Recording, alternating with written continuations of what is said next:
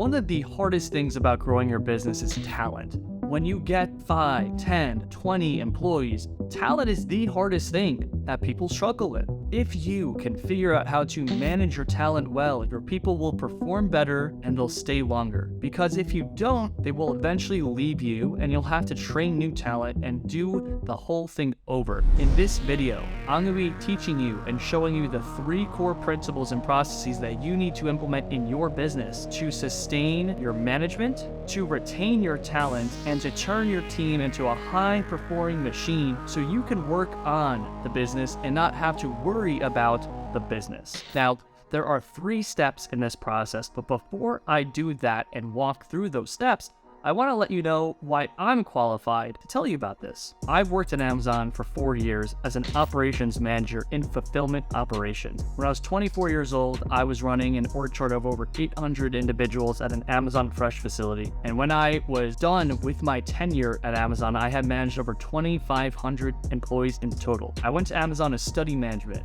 and to study leadership. I read dozens of books, some of which are behind me, on how to be an effective manager. And I implemented those things at Amazon, so I would test what did work and what actually didn't work. I would interview the best leaders I could find in the company, and ultimately I created a management style that worked really well, not only for me, but for all Gen Z and all millennial entrepreneurs.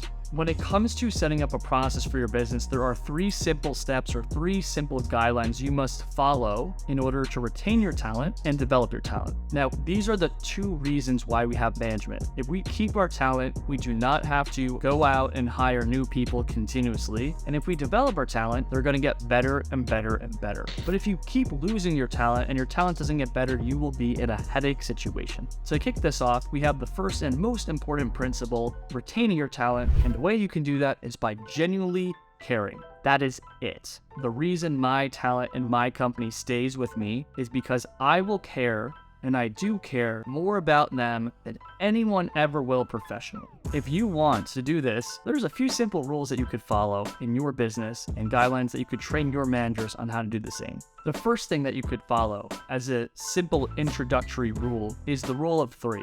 Make sure you or your managers know at least 3 things about each employee within their first month. And I like to say every month after that, up until 6 months, they learn 3 new things. It's a simple rule that encourages them to know their team and really builds an organic relationship. Some examples of this are knowing what they like to do, knowing what their family structure looks like, knowing when their birthday is, knowing what hobbies they have. When you do these things, you're going to build rapport with your team, which will allow you to open the door to manage them effectively because they'll trust you more. Outside of just genuinely caring, the thing that I do with my team that no one else does is I understand all of my team's and individuals' goals. And I want you to do this and set this up in your business. Identify what each individual in your business truly cares about. Do they want to buy a house? Do they want to get out of debt? Do they want to learn how to use their finances? Do they want to build a bakery? Which that was actually one of my employees' goals at Amazon. Learn when you first start with them their personal goals and build a plan to actually help them get those goals. I've helped people apply to college when I worked at Amazon. I helped people get out of debt. I helped people learn how to set up a budget. I did all these things because I cared, and these are really simple. If you want to do the same for your business and your team, all you have to do is set up a monthly meeting. In that monthly meeting, identify what the goals were that they set from the first meeting and check in with them to see how they're doing.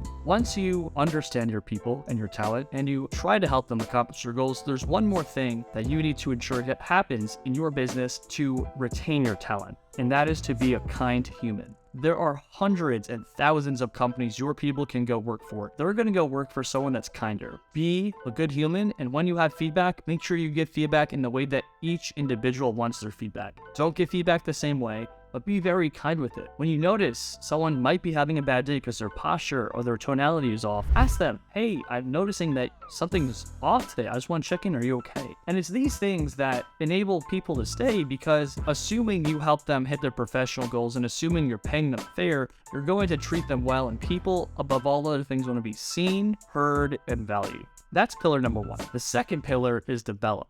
Now, once you can retain your talent for the long term by caring more, you need to make sure they do their job really well. There are 2 components of this, and the first component is feedback. When it comes to feedback, there are 2 types of feedback.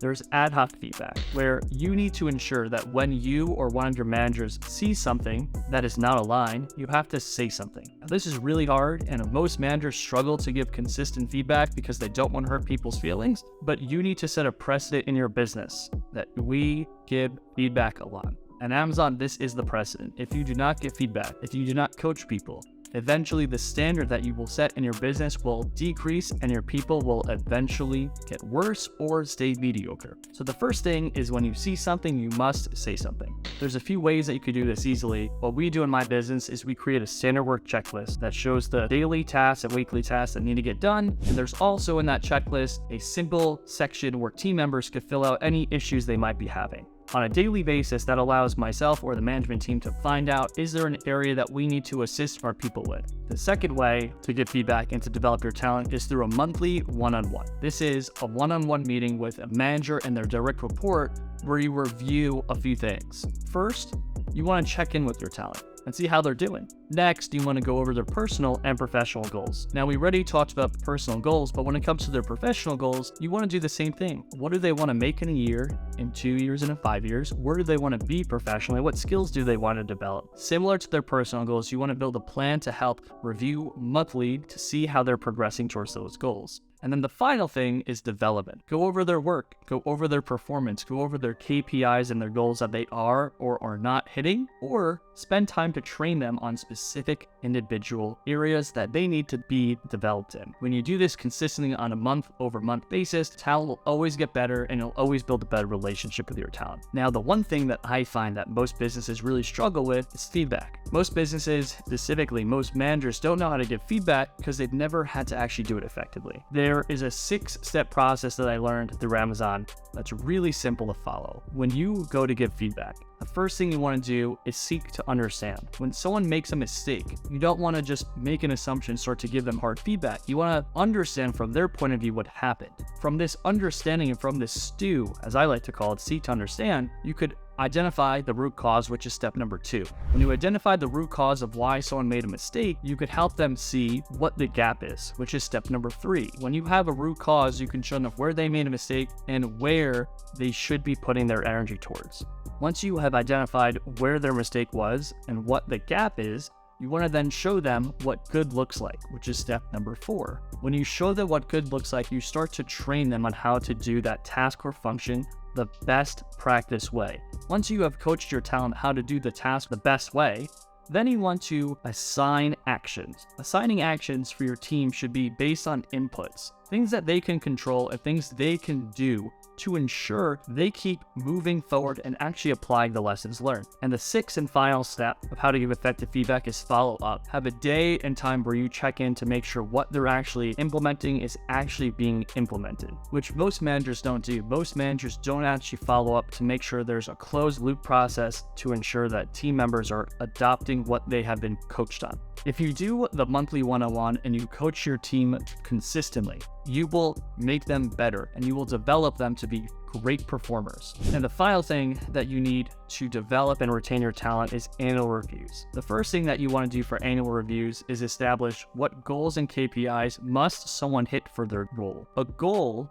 is an output, like customer retention equaling 95%. And a KPI is something that is an input, something that someone can do daily, weekly, monthly, or quarterly to ensure they hit that goal. Now, if someone hits their KPIs, their inputs, but they don't hit their outputs, maybe the KPIs aren't correct, or maybe they're not doing the KPIs effectively. The purpose of an annual review is to give someone feedback on how they're performing, how they can get better, how they can get promoted, and how they can get a raise in their salary. When we start with the goals and KPIs first, we start with how they could actually be performing better or acknowledge that they're performing very well.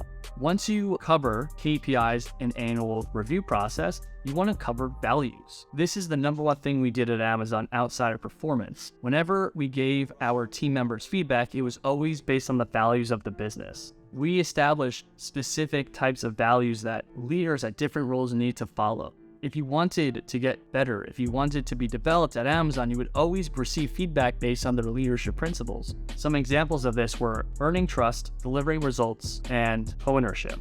I always displayed those things well. And when it came to my team members and the feedback I would get 360 from my team, my managers, and my peers, these always showed up as strengths. And I would always get positive feedback annually. Sometimes I would get developmental feedback where I needed to learn how to dive deep, which was another Amazon principle. Diving deep is the concept of learning how to, on a technical level, learn the root cause of why things may go wrong. Candidly, when I was at Amazon as a new manager, I didn't want to do this all the time. I wanted to just go get results and go be better. When I got my feedback annually, it covered my KPIs and my performance, and it covered the company values. And these are the things that you will need at a bare minimum in your annual reviews to have a fair and consistent way on how to develop your talent. That's it. If you want to manage and build an effective management structure, those are the 3 things you need to do to retain your talent and to develop your talent. Be a good person and make sure your managers are good people. Being kind and caring and making sure that they understand what their people want and desire. Develop your talent through effective feedback, consistent feedback, giving consistent coaching, recommendations, and following up with your talent through one-on-ones, and annual reviews where there's a fair and consistent way to help them accomplish their professional goals and make more money. If you do those 3 things very, very well, you're going to retain your talent for the long term, and you're going to develop them to be amazing at their job. If you need help growing your business and want support from 8-figure talent like I have on my team, go to the link below where you can book a call with us. Thank you so much, and we look forward to seeing you in the next one.